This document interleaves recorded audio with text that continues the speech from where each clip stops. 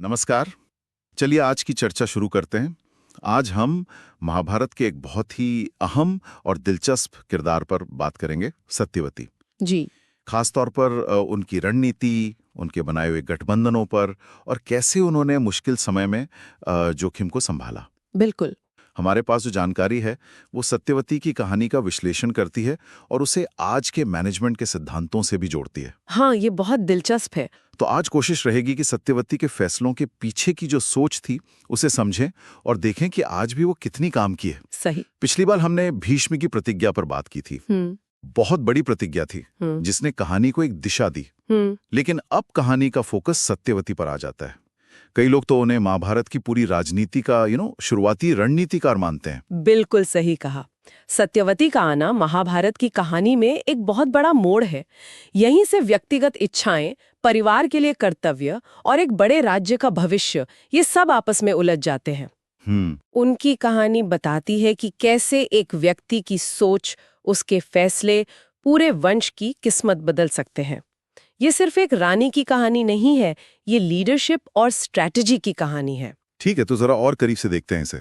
कहानी बताती है कि सत्यवती का जन्म एक मछुआरे परिवार में हुआ था। जी। लेकिन उनमें कुछ खास था, साधारण से हटकर गजब की दूरदर्शिता और अपने लक्ष्य को पाने की एक जबरदस्त इच्छा। हाँ, वो भविष्य को देख सकती थी, मतलब अंदाजा लगा सकती थी और उसके हिसाब से प्लान कर सकती थी। और जब हस्तिनापुर के राजा शांतनु उनसे विवाह करना चाहते थे तो सत्यवती ने इसे सिर्फ एक शादी के मौके की तरह नहीं देखा। नहीं, बिल्कुल नहीं। कहानी कहती है कि उन्होंने या उनके पालक पिता ने शर्त रखी कि सत्यवती का बेटा ही राजा बनेगा। हाँ, और इसी शर्त ने भीष्म को अपनी प्रतिज्ञा लेने पर मजबूर किया। बिल्कुल, ये कोई अचानक लिया फैसला नहीं था, बल्कि एक सोचा समझा रणनीतिक कदम था, अपने वंश का सिंहासन पर हक पक्का करने के लिए। यही उनकी शुरुआती स्ट्रेटेजिक सोच दिखती है।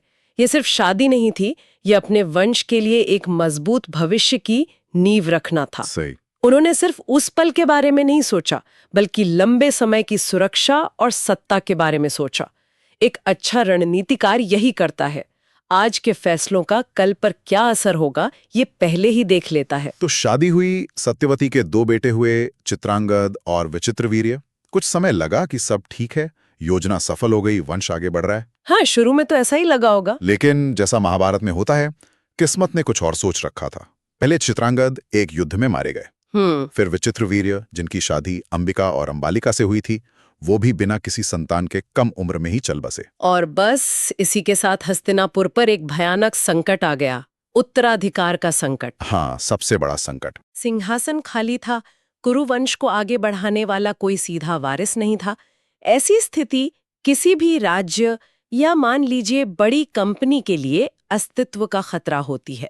बिल्कुल, लीडरशिप ना हो तो अंदरूनी झगड़े, गुटबाजी, बाहरी खतरा सब बढ़ जाता है। जी हाँ, राज्य की स्थिरता के लिए ये एक गंभीर चुनौती थी। और यहीं सत्यवती का असली नेतृत्व सामने आता है। इस मुश्किल घड़ी में उन्होंने सबसे पहले भीष्म से बात की। हाँ, जो उस समय सबसे बड़े और सम्मानित व्यक्ति थे। उन्होंने भीष्म से कहा कि वो अपनी प्रतिज्ञा तोड़ दें और विचित्रवीर्य की विधवाओं अंबिका और अंबालिका से नियोग करके संतान पैदा करें, ताकि वंश चलता रहे। उस समय की सामाजिक मान्यताओं और जरूरत को देखते हुए ये एक स्वाभाविक कदम लगता भी था। लेकिन भीष्म, वो तो अपनी प्रतिज्ञा पर अटल थे। आजीवन ब्रह्मचर्य और सिंहासन का त्याग। जी हाँ, उनका इनकार सत्यवती के लिए एक बड़ा झटका था, एक बड़ी रुकावट। लेकिन यहाँ देखने वाली बात यह है कि सत्यवती ने हार नहीं मानी। सही। यही उनकी मुश्किल हालात में ढलने की क्षमता और दूसरा रास्ता खोजने की काबिलियत सामने आती है। ऐसी ही मुश्किल घड़ियां लीडरशिप की असली परीक्षा लेती हैं। और सत्यवती इस परीक्षा में खरी उतरी। यहाँ से कहानी और भी दिलचस्प हो जाती है। जब पहला रास्ता बंद हो गया तो सत्यवती ने एक दूसरा, शायद थोड़ा अप्रत्याशित रास्ता चुना। हाँ, उन्होंने किसे याद किया? उन्होंने अपने पहले बेटे व्यास को याद किया। व्यास का जन्म सत्यवती की शांतनु से शादी से काफी पहले ऋषि पराशर से हुआ था। ये एक ऐसा सच था जिसे शायद उन्होंने अब तक छुपा कर रखा था। हाँ, लेकिन अब राजवंश को बचाने के लिए उन्होंने इस रहस्य का इस्तेमाल करने का फैसला किया। और यहाँ ध्यान देने वाली बात यह है कि सत्यवती ने कैसे उस समय के सामाजिक ढांचे का इस्तेमाल अपनी रणनीति के हिस्से के तौर पर किया। उन्होंने नियोग की परंपरा का सहारा लिया। नियोग क्या था, थोड़ा और बताएंगे? नियोग एक तरह की सामाजिक धार्मिक व्यवस्था थी जिसके तहत खास परिस्थितियों में अगर पति की मृत्यु हो जाए और संतान न हो तो विधवा अपने देवर से या किसी और नियुक्त योग्य व्यक्ति से संतान पा सकती थी। अच्छा। तो सत्यवती ने व्यास को इस काम के लिए नियुक्त किया। व्यास ने नियोग विधि से अंबिका से संबंध बनाया जिससे धृतराष्ट्र का जन्म हुआ जो जन्मांध थे। फिर अंबालिका से जिनसे पांडु का जन्म हुआ जो थोड़े रुग्ण थे, और व्यास ने एक दासी के साथ भी नियोग किया जिससे धर्मात्मा विदुर का जन्म हुआ। तो इस तरह से ये सत्यवती की रणनीतिक सोच, उनकी दूरदर्शिता और तुरंत फैसले लेने की क्षमता ही थी जिसने हस्तिनापुर के कुरु वंश को खत्म होने से बचा लिया। बिल्कुल, उन्होंने न सिर्फ उस समय के संकट को टाला बल्कि आने वाली पीढ़ियों के लिए वंश की निरंतरता भी पक्की कर दी। ये एक बहुत बड़ा कदम था। अब अगर हम इसे मैनेजमेंट और लीडरशिप के नजरिए से देखें तो ये साफ है कि सत्यवती सिर्फ एक रानी या राजमाता नहीं थी। नहीं, वो एक असाधारण रणनीतिकार थीं। उन्होंने मुश्किल हालात में बहुत प्रभावी नेतृत्व दिखाया। उनकी कहानी में आज के मैनेजमेंट के कई सिद्धांत दिखते हैं। जैसे कि एक है रिस्क प्रबंधन, यानी रिस्क मैनेजमेंट। रिस्क मैनेजमेंट का मतलब है आगे आने वाले खतरों को पहले से पहचानना और उनसे निपटने की तैयारी करना। जी। जब उत्तराधिकार की लाइन टूटने का खतरा आया, जो किसी भी राजवंश के लिए सबसे बड़े जोखिमों में से एक है, सत्यवती ने उसे तुरंत पहचाना। और सिर्फ पहचाना नहीं, बल्कि सक्रिय रूप से समाधान खोजना शुरू कर दिया। हाथ पर हाथ धरकर नहीं बैठी। सही। ये कुछ वैसा ही है जैसे कोई अनुभवी सीईओ बाजार में आने वाले बड़े बदलाव को भांपकर तुरंत अपनी कंपनी को बचाने के लिए रणनीति बनाए। उन्होंने समस्या का सामना किया। बिल्कुल।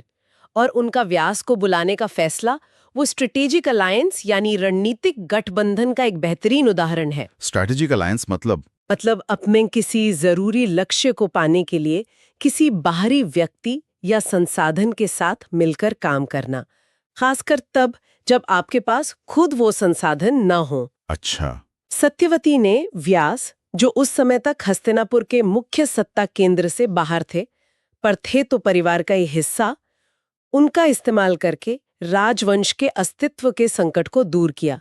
व्यास एक अप्रत्याशित पर बहुत जरूरी सहयोगी साबित हुए। हाँ, ये तो है। इसे आज की दुनिया से जोड़ें तो जैसे कंपनियां टेक्नोलॉजी की कमी पूरी करने या नए बाजार में जाने के लिए दूसरी कंपनी से हाथ मिलाती हैं, जॉइंट वेंचर करती हैं, कभी-कभी सबसे अच्छा हल बाहर से आता है। और एक और चीज दिखती है, कंटिंजेंसी प्लानिंग, यानी आकस्मिक योजना। हाँ, प्लान बी। बिल्कुल। मतलब अगर प्लान ए फेल हो जाए तो पहले से एक प्लान बी तैयार रखना। जब उनका प्लान ए यानी भीष्म वाला प्लान फेल हो गया तो उनके पास तुरंत प्लान बी था, व्यास को बुलाना। जी हाँ, ये दिखाता है कि जरूरी लक्ष्यों के लिए, खासकर जब दांव पर बहुत कुछ लगा हो, हमेशा एक या ज्यादा वैकल्पिक रास्ते तैयार रखने चाहिए। अच्छी रणनीति में हमेशा लचीलापन और विकल्प होते हैं।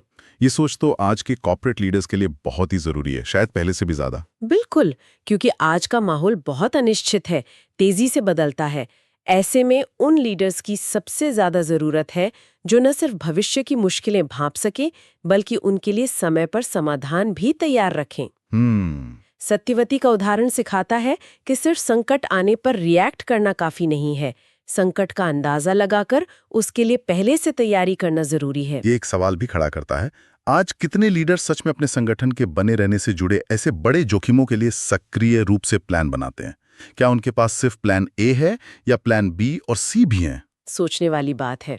तो इस पूरी चर्चा से, सत्यवती की इस कहानी से आज के लिए क्या मुख्य सबक मिलते हैं? ये सिर्फ एक पुरानी कहानी नहीं है, इसमें लीडरशिप और स्ट्रैटेजी के गहरे सबक हैं। हाँ, कई सबक हैं। पहला और शायद सबसे जरूरी सबक, दूरदर्शिता यानी फोरसाइट किसी भी लीडर की सबसे बड़ी ताकत है। भविष्य का अंदाजा लगाना और उसके हिसाब से आज कदम उठाना। जी हाँ, और ये सिर्फ मुश्किलों को देखना नहीं, मौकों को पहचानना भी है। अपने आज के फैसलों को कल के नतीजों से जोड़कर देखना। दूसरा सबक, संकट के समय या जब रास्ते बंद हो जाएं, तो बनी बनाई सोच से हटकर नए और अनोखे समाधान, इनोवेटिव सॉल्यूशंस खोजना जरूरी है। बिल्कुल, सत्यवती ने भीष्म के इनकार को आखिरी दीवार नहीं बनने दिया। उनमें वो लचीलापन और रचनात्मकता थी कि उन्होंने नियोग और व्यास का रास्ता खोज निकाला। सफल लीडर्स में यही गुण होना चाहिए। मुश्किलों को अलग अलग नजरिए से देखना और जरूरत पड़ने पर लीक से हटकर समाधान अपनाने का साहस। और तीसरा सबक, सच्ची रणनीति सिर्फ आज के लिए नहीं होती, वो हमेशा लॉन्ग टर्म यानी दीर्घकालिक होती है। उसका असर सालों या पीढ़ियों तक दिखना चाहिए। सत्यवती के कामों ने कुरु वंश को कई पीढ़ियों तक सुरक्षित तो कर दिया, हालांकि उन फैसलों के अपने अलग और उलझे हुए नतीजे भी निकले, जैसा महाभारत की आगे की कहानी बताती है। हाँ, वो भी है। सच्ची रणनीति का असर हमेशा रहता है, चाहे अच्छा हो, बुरा हो या मिला जुला। ये याद दिलाता है कि हमारे आज के फैसले आने वाले कल का इतिहास बनाते हैं। अगर हम आज की कॉर्पोरेट भाषा में कहें, जैसा कि स्रोत भी कहता है, तो सत्यवती एक बहुत ही प्रभावी संकट प्रबंधक यानी क्राइसिस मैनेजर और एक गहरी रणनीतिक विचारक यानी स्ट्रेटेजिक थिंकर थी। जी हाँ। उन्होंने साबित किया कि लीडरशिप की असली परीक्षा संकट के समय स्थिरता और निरंतरता बनाए रखने में ही होती है। बिल्कुल। उनकी कहानी नेतृत्व, रणनीति, अनुकूलन क्षमता और कभी-कभी कड़े फैसले लेने की जरूरत का एक जबरदस्त उदाहरण है। तो ये थी सत्यवती की रणनीति की कहानी, एक मछुआरे की बेटी से हस्तिनापुर की राजमाता और फिर अपने वंश की रक्षक बनने तक का उनका सफर वाकई असाधारण है।